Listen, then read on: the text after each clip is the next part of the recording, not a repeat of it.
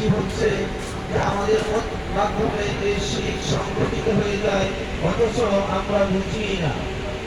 আর এই শিরকটা কি, এই শিরক সম্পর্কে আমি আপনাদেরকে বলতে চাচ্ছি যে শিরকের পরিচয় কি এবং এই শিরক থেকে বাঁচতে হলে আমাদের কি করতে হবে।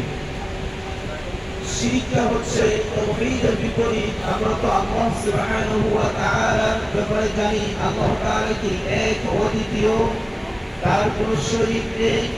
অথচ আমরা কি করি, আল্লাহ তাআলা অন্য কাউকে শরীক বলে বিশ্বাস করি বা ভেবে নেই, অথবা এমন কর্ম করি যে কর্মের মাধ্যমে আমরা প্রকাশ পাই যে আল্লাহ তাআলা ছাড়াও অন্য কোনো উপাস্য বা অন্য কোনো কিছুর ক্ষমতা রয়েছে।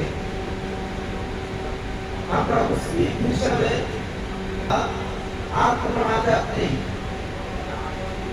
আর কোনো আযাব নেই। কেউ যদি তার জীবনে গুনাহ করতে করতে করতে করতে এত পরিমাণ হয়ে গিয়েছে, ইবাদত করতে করতে তার সওয়াব একেবারে পৃথিবী তুল্য বা পৃথিবীর চাইতে সাত আসমান জমিন পর্যন্ত তার ইবাদতের সওয়াবটা হয়ে গিয়েছে, তার ইবাদত এত পরিমাণ হয়ে গিয়েছে, কিন্তু দেখা গিয়েছে শেষ মুহূর্তে শুধুমাত্র একটু শিরক করলো, তাহলে তার এই যত আমল ছিল, ইতিপূর্বে যত আমল করেছে, তার সমস্ত আমল বরবাদ হয়ে যাবে শুধুমাত্র শিরকের করার কারণে।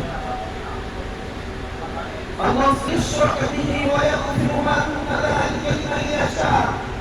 নিশ্চয়ই আল্লাহ সুবহানাহু ওয়া তাআলা তিনি ক্ষমা করেন না যে আল্লাহ তাআলার সাথে শিরক করে।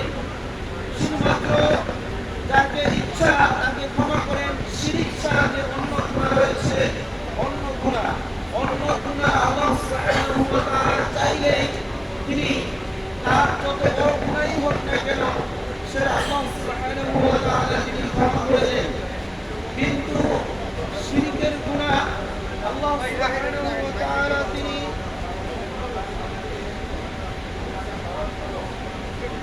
আরো বলেন, ইন্নাহু মান ইউশরিক বিল্লাহ, যে ব্যক্তি আল্লাহ তাআলার সাথে শিরক করে, লাকাদ হারামাহুল্লাহু আলাইহিল জান্নাহ, আল্লাহ তাআলা তার জন্য জান্নাতকে হারাম করে দেন। ওয়া মাওয়াহুন নার, এবং তার জন্য রয়েছে জাহান্নাম, যার আশ্রয়স্থল হচ্ছে জাহান্নাম। ওয়া মা লিযালিমিনা মিন আনসার, আর এই ধরনের জালিম যারা অত্যাচারী অর্থাৎ শিরক করে, তাদের কোনো সাহায্যকারী কিয়ামতের ময়দানে থাকবে না।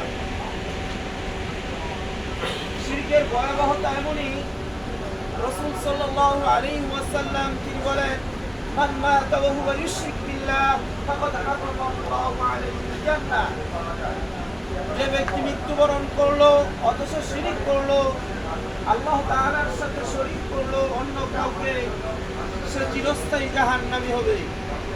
আন্নাহু লা ইলাহা ইল্লাল্লাহ, যে ব্যক্তি মৃত্যুবরণ করলো এবং সে জানলো যে আল্লাহ ছাড়া কোনো উপাস্য নেই, আল্লাহ ছাড়া কোনো মাবুদ নেই, সে অবশ্যই জান্নাতে যাবে। রাসূল সাল্লাল্লাহু আলাইহি ওয়াসাল্লাম তিনি বলেন, যদি কারো অন্তরে সরিষা দানা পরিমাণও ঈমান থাকে তাহলেও সে জান্নাতে যাবে।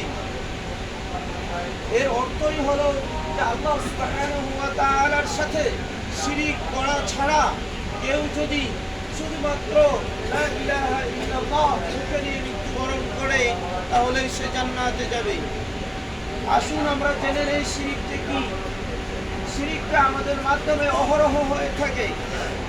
আমরা কথাবার্তায় শিরক করি, আমাদের মন থেকে আমরা কখনো কখনো শিরক করি। আমরা অনেকেই রয়েছি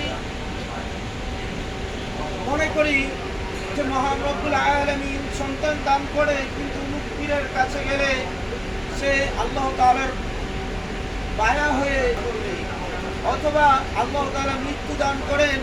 কেউ যদি মনে করে যে অমুকের কাছে, আবার কেউ যদি মনে করে বা বিশ্বাস করে আমার ড্রাইভার ভালো ছিল বলে আজকে আমি বেঁচে গিয়েছি, এই কথা যদি সে বলে, অবশ্যই আল্লাহ তাআলার সাথে শিরক হয়ে গেল। কারণ বাঁচিয়ে রাখার মালিক কে? আল্লাহ। আবার কেউ কেউ যদি এই কথা মনে করে বা বিশ্বাস করে যে আজকে